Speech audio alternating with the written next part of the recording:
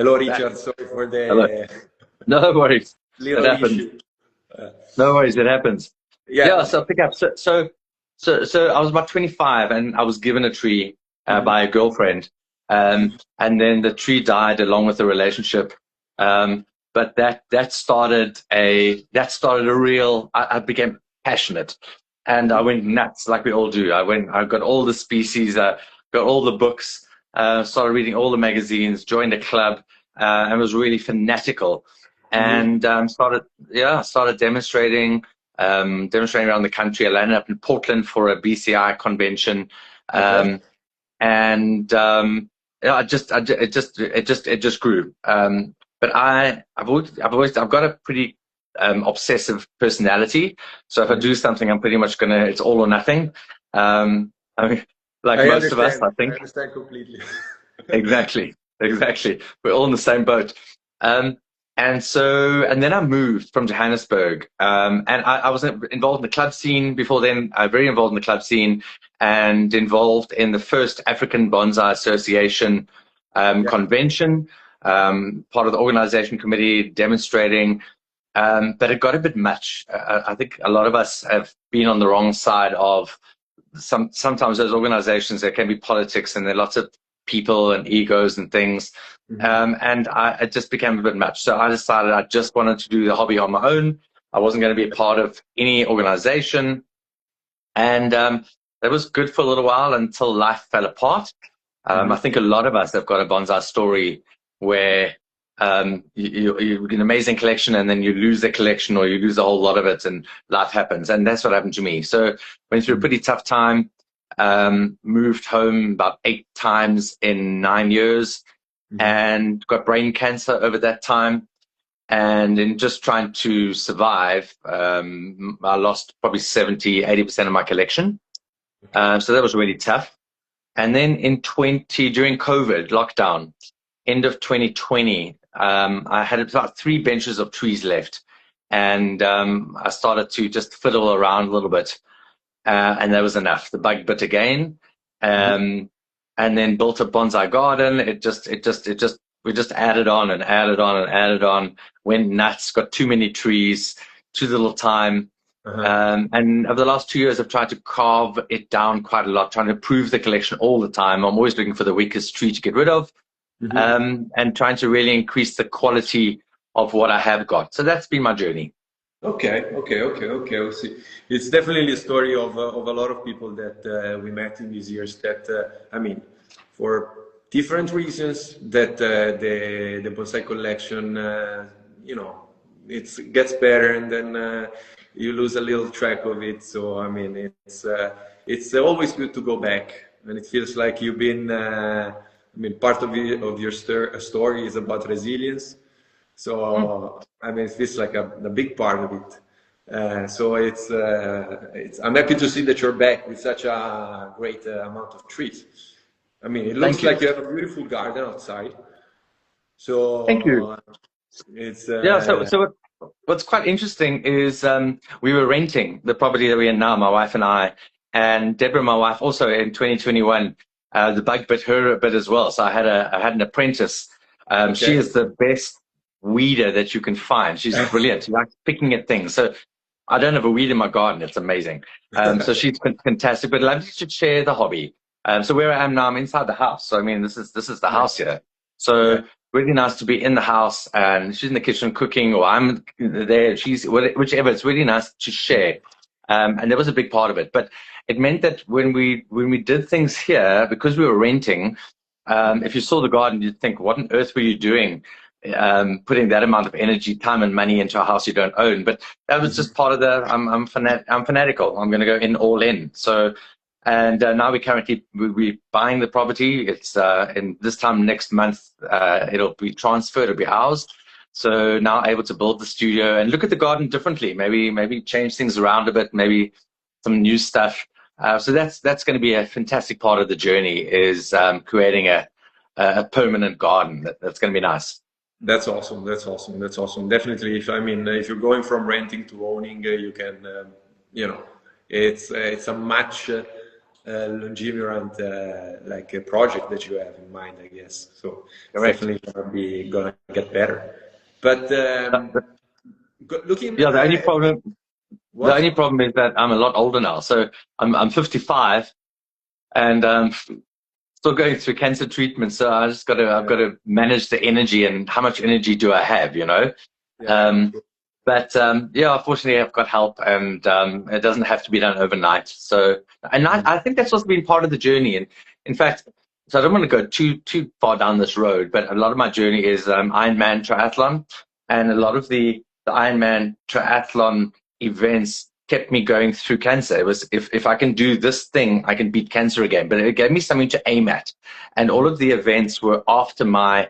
I was given a short time frame, 6 months to live, and 5 times I've been told I'm not going to make it. But if I can have a finish line that is on the other side of the prognosis, then that gives me something to build towards and to aim at. And I'd stopped training during COVID, and I wasn't racing. And I think that's what happened with Bonsai. Is Bonsai became this thing. If I can invest my time and energy in this thing that's going to be around, even if I'm not around, I can create this thing that can outlive me. That became very big. It became a very integral part of my existence, actually. So I think Bonsai, it was definitely that. And it certainly has given me that. So at the moment, I'm also trying to race a little bit and train a bit. But the Bonsai, it's, I've also noticed that the trees I held onto. In fact, if I'm really honest, when I first got cancer, I should have sold off all my trees because that's when they were at their best. And as I'm sure you know, if you're struggling to look after them, they become weaker and weaker. Some die off. You're not doing what you should do. You're not doing the maintenance. The branching becomes coarse. You lose the ramification. You're not repotting, and the trees go backwards. But I didn't want to let go because it was such a big part of who I am. And I kind of thought I've lost so much to cancer already. I don't want to have to lose all these trees as well. But then when they died and I landed up with a collection of pots in my garage, it was really sad. So maybe I should have let go at that point. But what happened is I held on to all of these trees, and even now, they're probably 30 or 40 that are still the survivors. You talked about resilience. But even now, I look at them and I think, maybe they've done their time. Maybe I can let go now. And it's that whole juxtaposition of what do I keep because it's sentimental, because I like the species, it's the only one I've got of that species, I don't have this style, or and what do I let go of because actually this isn't going to become an award winner. And I don't really, and so we'll talk about this competition now, I'm sure, but I don't exhibit my trees much. I think I've done it once in 5 years since I've been back. I don't display them anywhere. I don't do exhibitions, don't do shows. We don't have big shows here. So, you know, I'm not looking at winning awards, but I want the pleasure for me of having the best quality trees that I can create. I'm not a master. I'm learning all the time. I'm not an expert. In many ways, you know, I'm still making lots of mistakes. But if I can just try and get better all the time, then that's good for me. I just want to level up. So looking at the trees and saying, is this tree, maybe it's time for me to level up and get a different tree. Let this one go and get a better one. And that's the conversation all the time. Okay. Yeah, that becomes difficult, with, I mean, in my experience, I get really emotionally attached to the trees. I mean, even if to the ones that are not you know, the greatest, or that doesn't have the characteristic genetically, or like they're just trees that have a lot of time in front of them, but still they have so much memories. I mean, like attached to it. And being a living being, I think it has that part too. It's like, it's not just that you're giving up, you see, it's like, I mean, like every living beings, like they conserve a history of themselves. And it's Correct. difficult to just let it be, you know? Yeah. So part of what I maybe it's a good way for me to start this conversation is, so congratulations to you, number one, on a phenomenal initiative. And every year what you do it just gets bigger and bigger and bigger and better and better. So you've created something that's phenomenal. And in fact, after last year, my first entry, immediately it was like, okay, I wonder if I'm going to have something that'll be good enough for next year. I wonder if I'll have something. So for the first time ever, for the first time ever, I'm looking a year ahead. I just don't do that. I don't do shows. But for the first time, I'm looking ahead thinking, I wonder if I'll have something that'll be ready or good enough to be considered for next year. And so that is amazing. But in terms of that, do I keep a tree? Do I not keep a tree? One of the best things you've done this year, and big shout out to you, is allowing the judges to comment and tell us how they judged a tree, why they judged a tree, because that's something I don't get a lot of here. Is people walking around my garden and giving me really good, honest feedback. Somebody I respect highly, and you've got 3 judges who are incredibly accomplished, and all 3 I respect phenomenally. It's amazing to have someone of their caliber being able to comment on my little tree.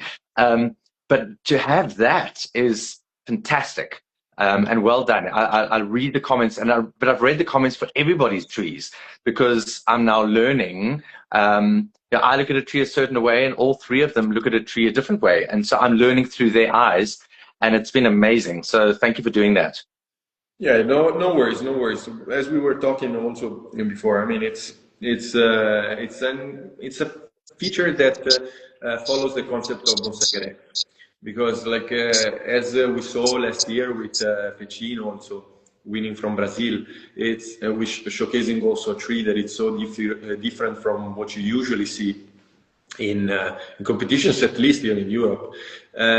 You have the possibility doing a competition online to have differences in the species, having people from all kind of backgrounds, like you have masters going against the amateurs.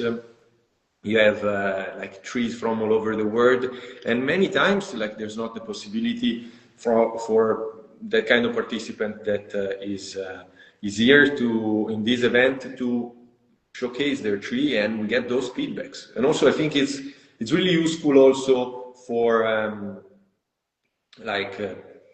also people that is not participating in the event, to read what kind of thoughts those are, the comments of masters, like with different backgrounds. So there's a lot to learn for sure. I think it's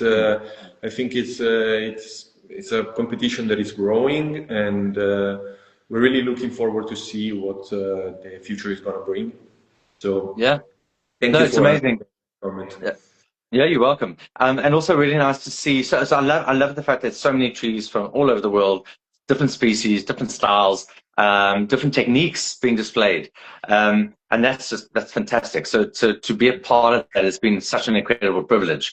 It really has. And hard to pick a tree, because it's a part of my problem is that I've only really, although I've been doing bonsai since 1993, I've only really been doing bonsai again for not even 5 years. So, what can you do in 5 years? And that's also been quite an interesting, unless you purchase a tree like this one here, unless you get a tree in and you improve it. And I've had that one for 3 years, and I'd like to think it's better now, but I don't feel like I can enter a tree like that in a competition like this, because I didn't start it. That's my mindset, which I know I need to change, but I haven't changed it dramatically enough for me to consider it mine.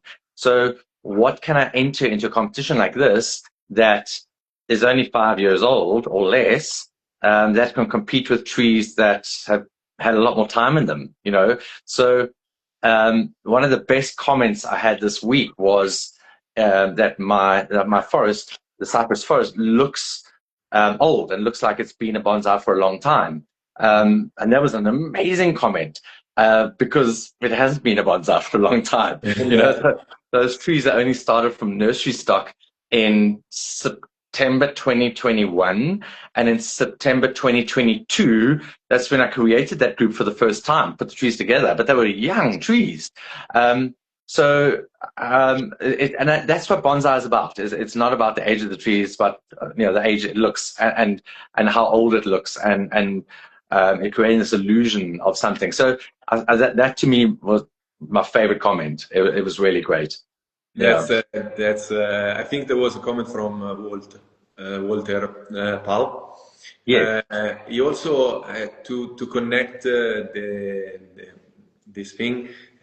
This week, he has also made a comment about the way that a tree is looked at and art, and how impressive a tree can be, and how this impressiveness can overcome beauty sometimes. I think that when we're taking over a tradition that has been pushed for thousands of years. And I think that all of these new artists coming from a different background than the classic Japanese can come up with those inputs that are really different, and they become impressive in a way. Like your tree, is, it has this little bit of a Penjin style, like having creating the two islands, and you have the river in the middle. But the art of Penjin, it feels like from bonsai artists sometimes is looked down to, and you made it really nicely. It looks really naturally. It's a really beautiful composition, and maybe the way that it's something different, that it's something that impressionates in a different way, is the thing that maybe it's his extra power and can overcome. So I'm going to have to stop you there, because I can't take credit for the idea. So this is also something that's amazing, right? So I have a bonsai library. I've got all of the bonsai today except for the first 7. Bonsai Focus, all the books. Because you asked me this question earlier before we hopped online. Now is, what does it look like in South Africa? And here in South Africa, we are really we are so far away from the epicenter of bonsai. We are any epicenter. We're so far away from that European hub that is so strong. You've got some incredible talent. You've got incredible trees. You've got the mountains. You've got we don't have that. We don't have a single conifer that is indigenous, that grows here naturally. So we can't go and collect conifers, and conifers obviously you can style really quickly and easily, and you've got the photos to work with. We don't have that. So we don't have any of the pines, the junipers. So for us, we've got incredible species, but in my opinion, if you wanted to follow classic Japanese styling, very stylized trees, and that's what I like. I do like that. There are very few species here that are really, really suitable to those sort of styles. So for me, I primarily stick to species that are more commonly used in Europe, and certainly very commonly used in Japan. And that narrows things down a little bit here. We've got fantastic wild olives, very similar to your Olea sylvestris. But so those are phenomenal. They grow differently. Even the collected species, the specimens, look quite different to the European olives, but exquisite, extraordinary material. But apart from that, one or two other species that I might consider, but and so if we look to nature here, things in Africa are very different because it's so hot and because it's very dry in places. A lot of things have a very flat canopy. You've got what we call African styles. We've got flat top styles, but that again, what I see in nature, amazing, but it's not really what I want to create, because I grew up on the diet of all the books and the magazines and what you guys are doing in Europe, and that's what I want to do, and that makes it quite hard. But anyway, I digress. In 2007, I think it was, one of the Bonsai Focus came out, and a group was put together, and it was Metasequoia, and it was Jan Tiens Klein, who's unfortunately no longer with us. But he had this idea of a piece of slate or sandstone, and these two separate portions of a forest divided by a ravine or something, and he used 5 trees on the one side, 3 on the other, and one of them was dead. But the dead one was, the primary tree was right in the middle of the one group.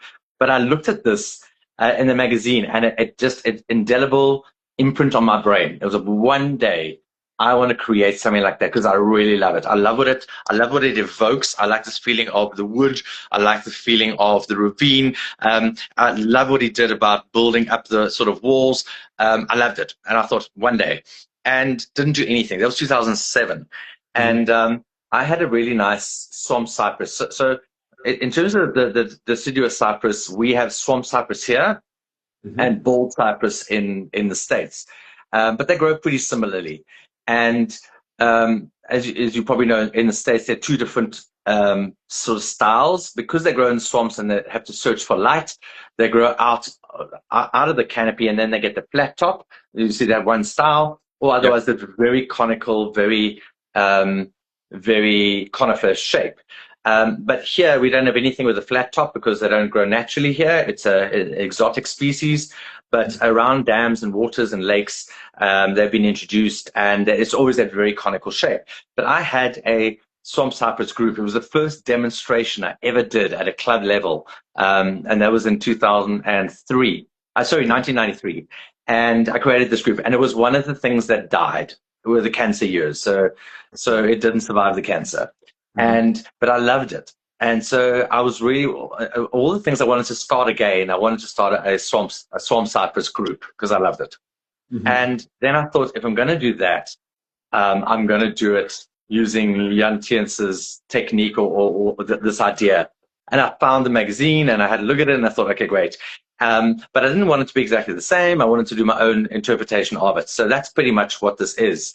And I tried it first with a wild olive group, a demonstration during COVID. I created the slab and I had that group. That was kind of the trial.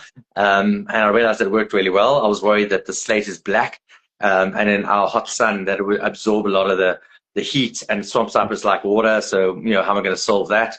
But I've just solved that using different soil media. But yeah, it worked. And then I redid it. There was a demonstration as well that I did for a club in South Africa in 2022. And then last season, this season, I repotted it for the first time, and I changed things around a little bit, added a couple of trees and gave it a bit more depth. But it's developed really quickly. And that's also one of the reasons that I chose groups. I planted a lot, probably more than 20 groups when I got going again, because it's such a great way to get a fast result with pretty mediocre material.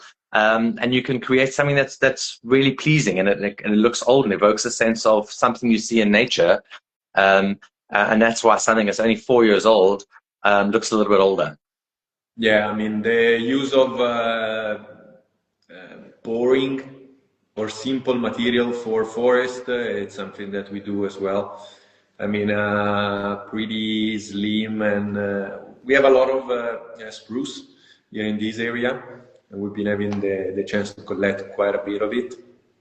And we're just having some of them laying around, and they work perfectly for those kind of forests. Because as you said, like something small and little can add depth to a composition. So you add it in the back and it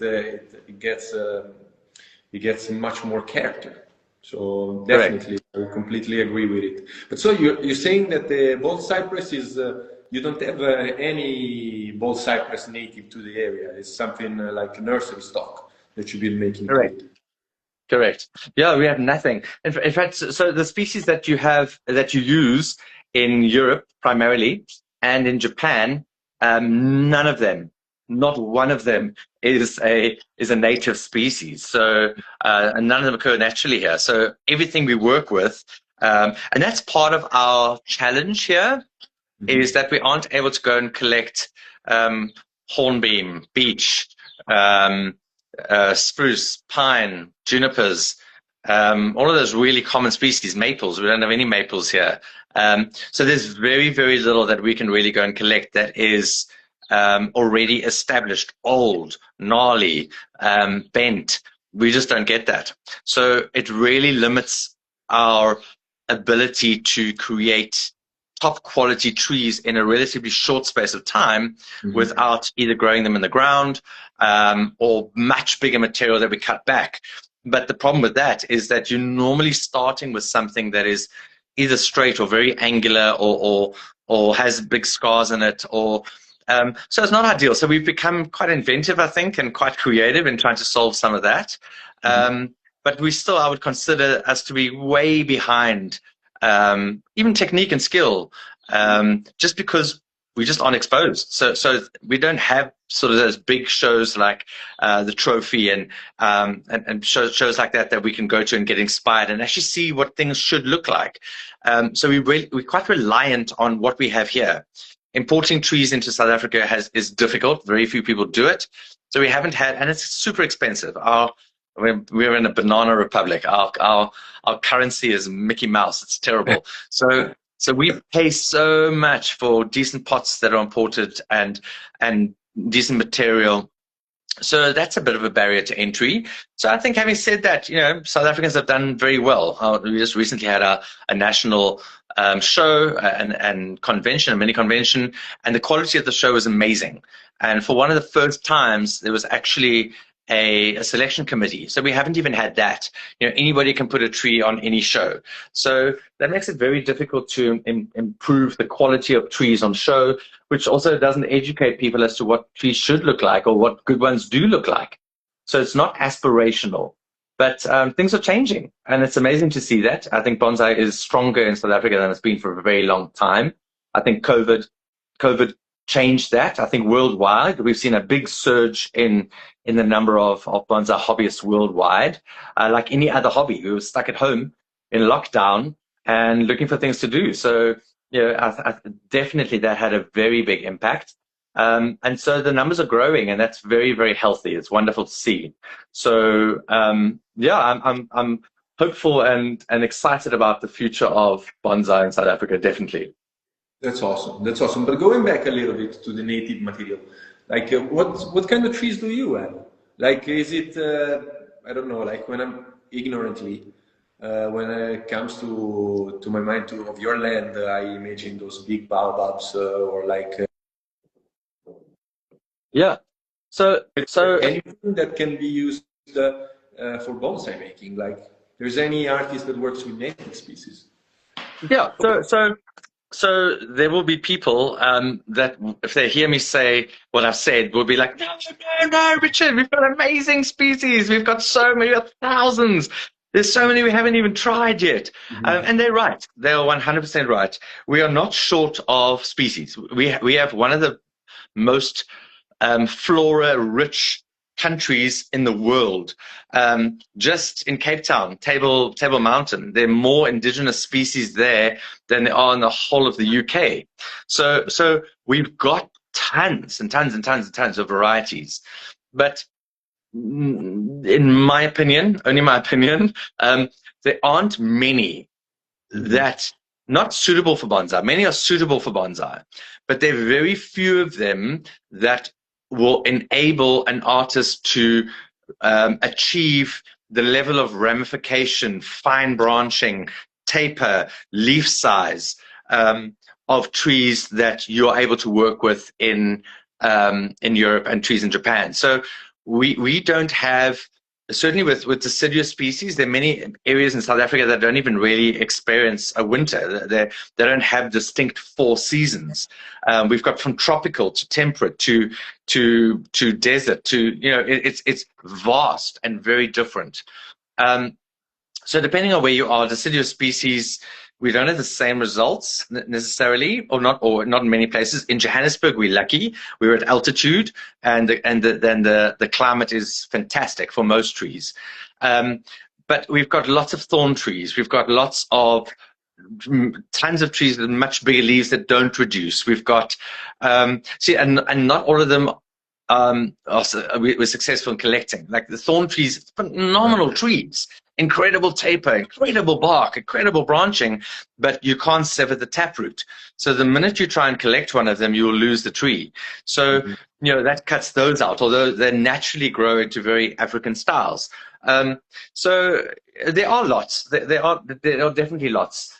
But for me, again, I've experienced it with a lot. Like most people, when you start bonsai, you go to the nurseries or you have a look around and you buy one of everything and you go, that looks great. Let me try that. And that's gnarly. It's got a bent trunk. And let me try that. And you land up with all these experiments and very, very few of them yield good results. But it depends, again, I have to say this, it depends on your level, because there are many people that have many naturally occurring indigenous native species in South Africa that are their pride and joy, that they love them, they love what they do, they love this idea of, I've got one of those trees, I've got a snuffbox tree, I've got a tambuti tree, I've got a baobab. It's something that I see in the nature. So same as you, I see it here, so I want one in a little pot in my garden. And it was for a lot of my bonsai journey, I've been exactly like that, but not anymore. Okay. That's not my experience now. Now I want to create the trees that I see, that I really love, respect, and admire. Bonsai artists I respect and admire. I want trees like that. So I've had to, so I work with things that work with that. So there's a good example that you use, and that is a baobab. And yes, it's a quintessential South African species. It's unbelievable. And when you see them growing naturally, they're spectacular trees, and they've got great stories and folklore, and they're ancient and amazing. But they're very, very few. There are some, but there are very few that I've seen in South Africa that are excellent, top quality bonsai. Lots of them in pots, lots of them. But it's a baobab, a young baobab, or a young baobab looking tree, and it's great because it's a baobab. That's not what I want to do, So I've got one baobab. I used to have many, but it looks like a baobab. And the proportion, the taper, the branching. So for me, if you're going to have one in your collection, it must look like they do. That's my opinion, or a stylized version. So I don't know if that helps, but I have one purely because it's a baobab and it's little and it's cute, and I've had it for 21 years, although it's only this tall, and it's a sentimental tree. That's the reason I've got it. No, but I definitely understand. I mean, there's different ways of doing bonsais, and of course, like if you're imprinting, it's with the magazines and Japan and Europe. I mean, we've been pushing it. We've been pushing bonsais here in Europe as well for quite a bit now. So like you get to using species that are also closer to Japan, maybe make the job a little bit easier. But it's different ways of doing bonsais. I would love to come to an exhibition and see like what's in there as well. But I mean, for now I see what you've been doing, and I think it's really impressive work. Also with the olive from last year. I mean, that one was something like nursery stock, or still no, that was native material. Thank you. So I'll be honest, and you know this. Last year when I submitted that, I said to you, I don't think I'm good enough. I don't think it's good enough. Very humbling to submit a tree.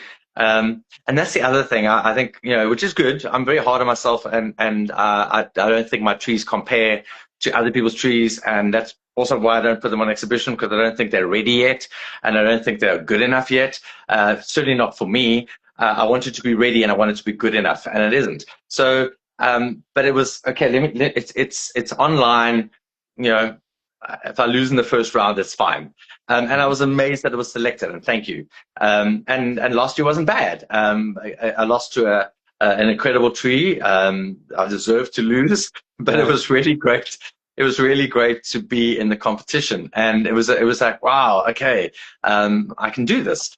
But that tree is a survivor. So that tree I collected in the wild, about 150 kilometers from where I live, very dry farmland, wild olive, and I collected it in 1998 and completely restyled it in 2021. I cut off everything. I started just with the trunk. I carved everything. Here it's all pretty much mechanical carving. That's the only thing with olives here. If you're going to collect a good olive, you're going to have to carve it, or you're going to have to sandblast it, because they're all going to have, they've got trunk chops or chop all of them. That's the one thing about the olives here, is you're going to battle to get a really good olive with a great trunk and great movement without having to sort out the deadwood. So that one I did. So literally last year, it was only 3.5, 4 years from being started again. And but it's a lovely tree. It's one that that's again sentimental. I love it. It's improving all the time, and I hope that one day soon it'll develop in this idea I've got in my head for it. But yeah, I love that tree. So olives, got a lot of olives. Love olives. They're amazing. And yeah, we're lucky. We're lucky with those. They're great. The other, a bunch of other species. Buddleia saligna. It's a false olive or a white olive. Also incredibly good. Very good deadwood, very good foliage. But like any tree, some drawbacks. Those that just the deadwood can't stay wet; it rots quite quickly. But otherwise, incredibly hard wood until it stays wet for a very long time. But yeah, we have good species. I can't complain with those. Definitely not. Yeah, no, that's awesome. That's awesome. I mean, I tend to go like. Naturally towards the native, but because like that's what we be. But I mean, of course, like it's beautiful to just like go with what you like most. So it's I'm really impressed with your work. But I was going through the question that I prepared for myself, but. It feels like. So while you go through that, let me give you a gap. Let me give you a gap to read your questions. So the other species we do have, and I love them, is fig trees. We've got some incredibly good fig tree species, and they make fantastic bonsai. So we've got the ficus or Ficus Davii, small little leaves. It's a nana, it's a dwarf variety. Those are amazing. Ficus natalensis, forest fig. Those are also amazing. So fig trees, we've got some fantastic specimens. Here where I live, you've got to protect them in wintertime. They're not frost hardy. So that's also something I've steered away from. I see what you have to do in Europe, and I don't envy you at all. There's so many places where everybody has to put all of their trees in winter protection. We are so lucky in South Africa that we don't have to do that. So the trees stay outside on benches. So in Johannesburg, maybe 3 or 4 nights in a winter we'll go below 0, but only maybe -2 is like really cold. So we've got quite big fluctuations. We're quite lucky at Johannesburg that we've got a wet summer and a dry winter, so it's a dry cold. But that means that the sun's around, so you can often midday, if you're outside, you can be in a t-shirt, but then you go down to single figures at night. Yeah. But with species that actually is amazing for us here. But that's here. So inland, there are places that go down to -10 maybe, but not many. But then all the way around the coast, they never get below 0. In fact, below 5 is a really, really cold night. So again, more temperate. And a lot of the European species need a winter. Sorry? In the summer, how hot does it get? Oh, so here in Johannesburg, summer's around late 20s, early 30s is kind of normal during the day. And we'll go up to maybe 38, 40, maybe once or twice during the summer. But it's, pretty much late 20s is about average. If you go down to the coast, sort of the more tropical areas, that's Durban, there'll be sort of mid-30s most of summer. Cape Town, it's a very dry summer and a wet winter, very windy, so completely different. It's a Mediterranean climate, very different to Johannesburg. And so different species do better there and other species do worse there. So we've got our own challenges, but they won't go really below 5, in fact below 7 in winter. Summer can go up to 35, 38 even, a hot day in summer. But also similar to Johannesburg, sort of late 20s, early 30s most of summer, but then it's very dry. So and they battle with watering because very dry and very windy and hot. So the pots dry out quickly. Maples, the leaves desiccate and dry out. So they battle with Japanese maples there, depending on where people live and how sheltered they are. So as I say, we've got such different climate diversity. It's quite something, and there's so many different species growing in each climate. So lucky from that point of view. Yeah, it's not that different from the situation with the trees is not that different here as well. Like we're lucky enough to we get cold winters, and in our area especially, it's really humid. So like the feeling of the cold is much worse than, for example, in Sweden where I was living last year. It's a much drier winter, so like it's cold outside, but it doesn't pierce you as much as here. But we don't bring any trees in cold storage. We have much more problems in the summer with the hot. Like there's a like like you need to count. You can count on a couple of trees giving up each year by the heat that they get.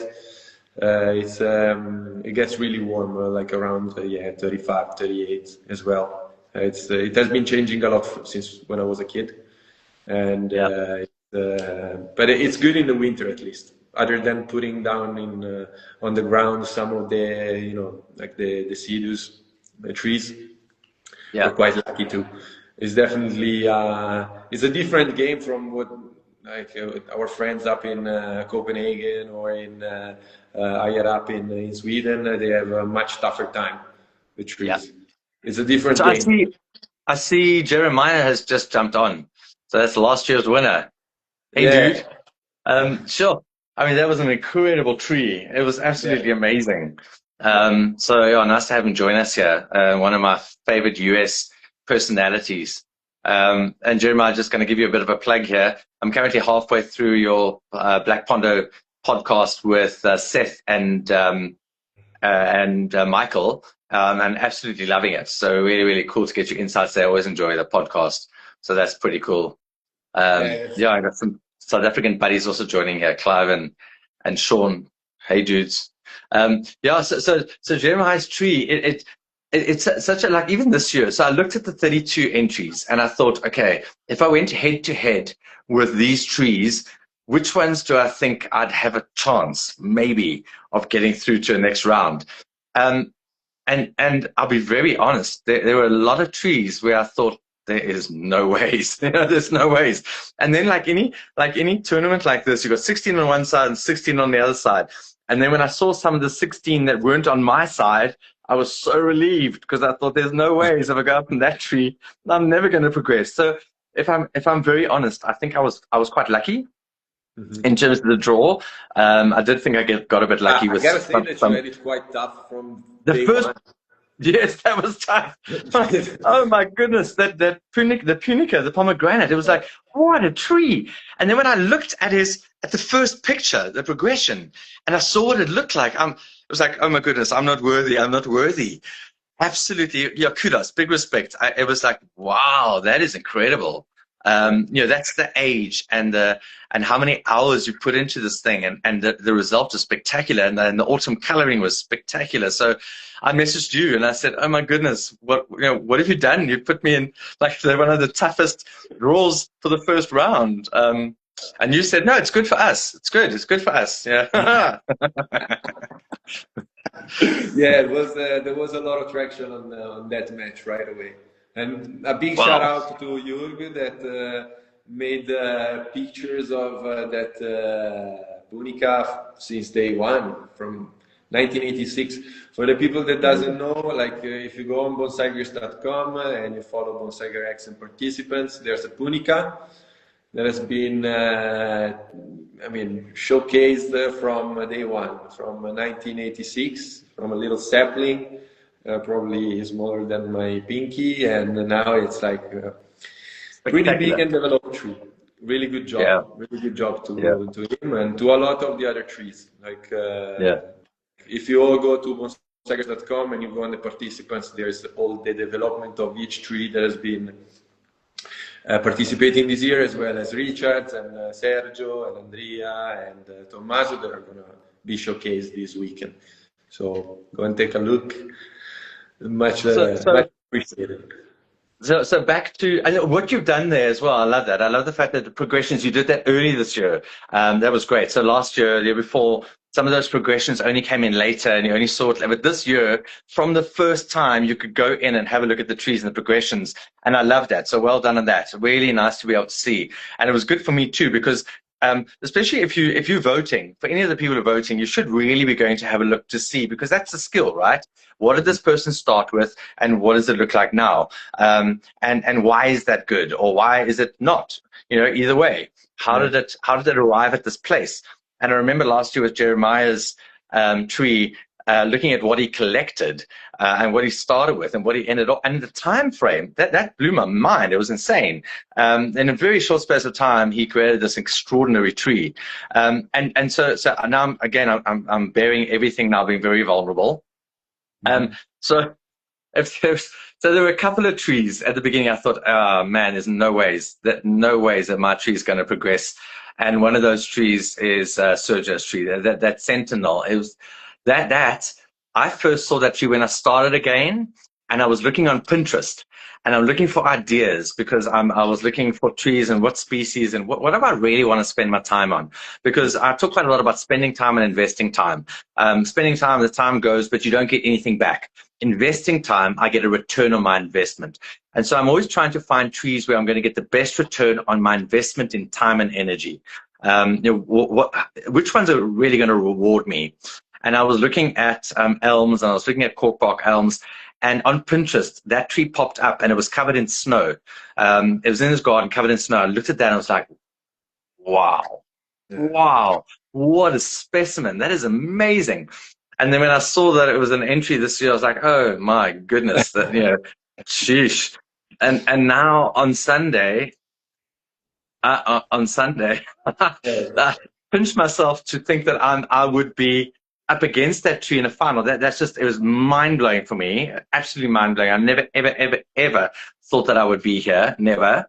And so here's the vulnerability. I think I know the outcome on Sunday already, and it's totally okay. Totally okay, because if it's that tree, I really don't mind. You know, take it. It's no problem. That's how good that tree is. I love it. It's extraordinary, what he's done, and the fact that it's in the collection now, in a garden. And just looking at those pics on Insta the other day, that that's how exceptional the tree is. So it's okay. I accept my fate, and that's fine. I mean, it's like, I gotta say, like, little story about like how Sergio's tree got in the competition. Like, it's the entry is connected to my email, and so I'm the one that sees the trees the first. And when I saw it, it was one of the first ones that got into. I was like, this is gonna be, we're gonna probably have somebody in the finals already here. And that's a lot of great trees have been getting inside after, but like having him right away, I was like, the level this year needs to be high. That it was extraordinary. But just so here's the thing: is that olive? It's Andrij. How do you pronounce it? Andrea. Okay, it is. Sorry, my European anything is bad. That's again an extraordinary tree. If I look what he started with, and I kind of thought, would I have collected that? If I look at what we've got here, would I have collected that tree? No, I probably wouldn't have. Where would I have cut it? And then to see what he did and what he's landed up with, just that vision, extraordinary, absolutely incredible. Yeah. So to me, it's super sad that tree is is fighting for third and fourth position, because to me that's another one of the trees that really should have been in the final, and there are a lot of those. There are some incredible trees. And it's been quite interesting to see how the judges. That's another thing that's extremely good. I think you introduced it last year for the first time. The judges. Mm-hmm. Yeah. And kudos to you, brilliant. Because otherwise, we popularity did do a competition where we needed to like. It's sure. just a way to go, like just the community voting would made a lot of the artists. I think that stopped participating after a year. Correct. In with the community, but because it makes it look a little bit like just a marketing like gig, and doesn't give any importance to the title in a way. But it does, of course, because like big shout out to all the winners of the first three events, amazing trees. But like adding a judge adding somebody that is have authority for sure gives authority also to the price.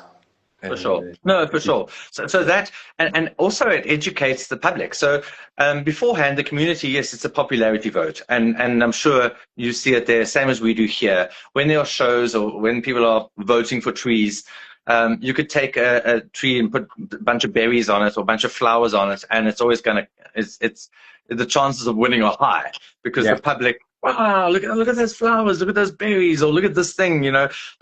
So you know, put a deciduous tree there with no leaves on it, and most of the public go, oh, is it dead? Is there something wrong with it? You know, and that to a large extent you'll get that, especially here where you know we don't have masses of deciduous trees that are indigenous. So I was also quite interested to see, and I was very lucky that one week where my tree didn't win the community vote, but all 3 judges voted for me. And I think and their comments were really good. So the tree was great, the skill, phenomenal. I reached out and said, how did you create this tanuki? And cement, how the hell did you do that?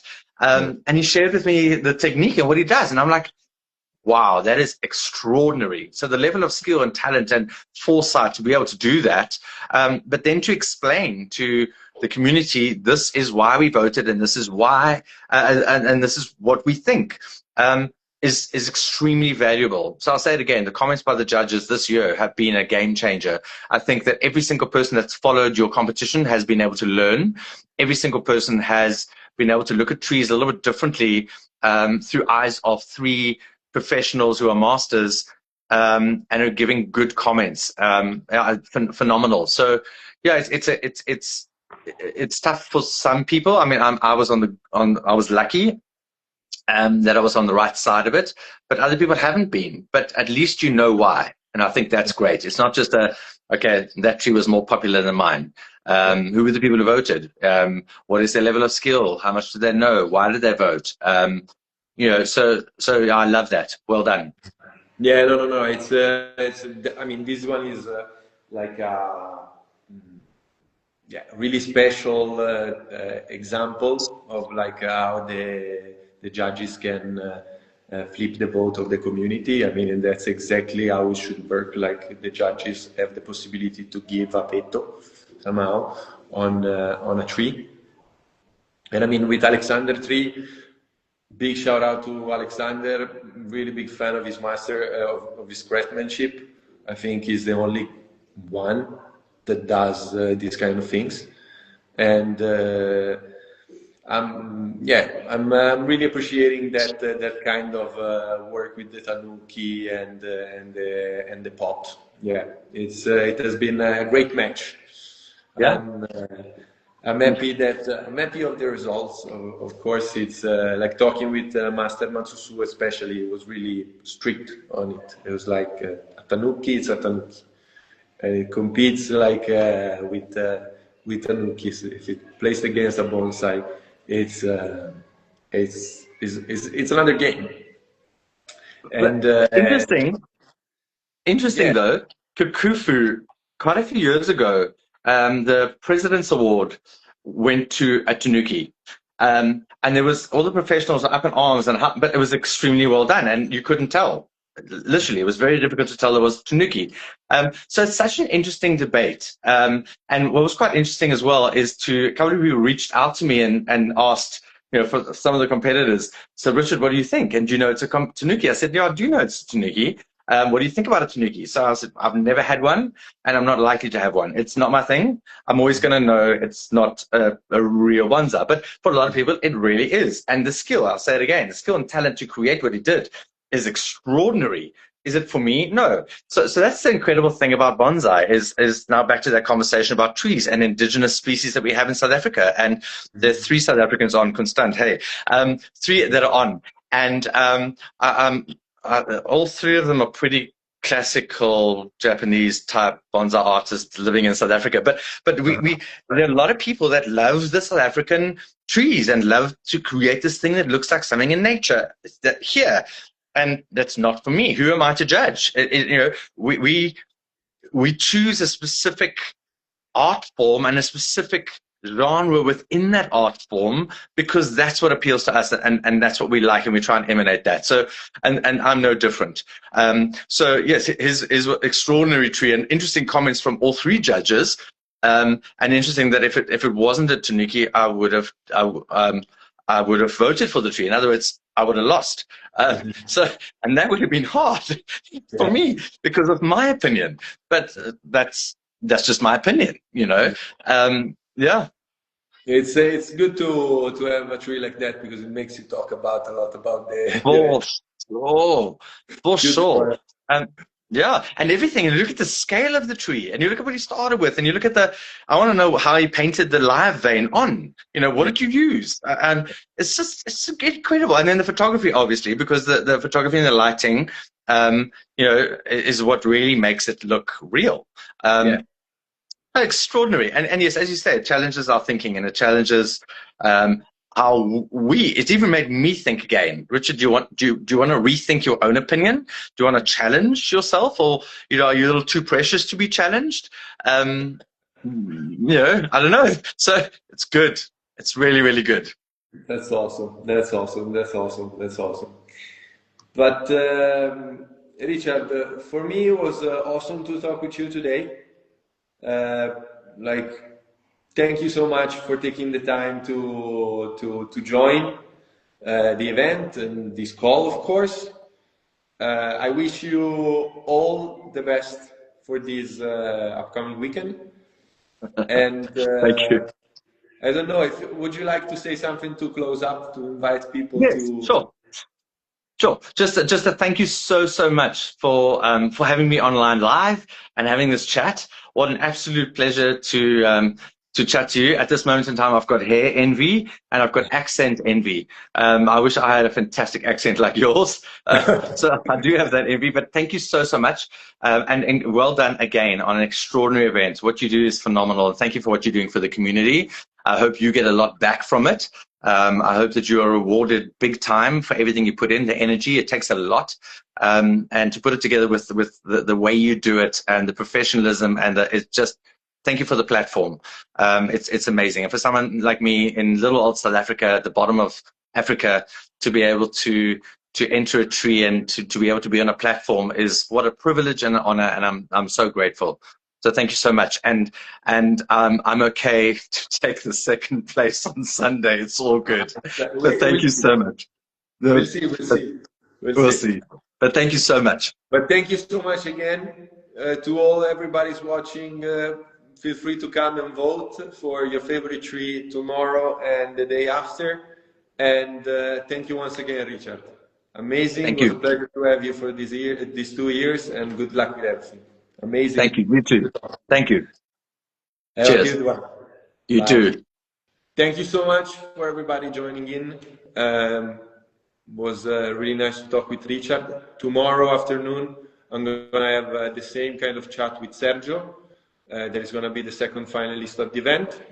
And I wish you all a good evening, good morning, wherever you're at. Have a good one. Ciao.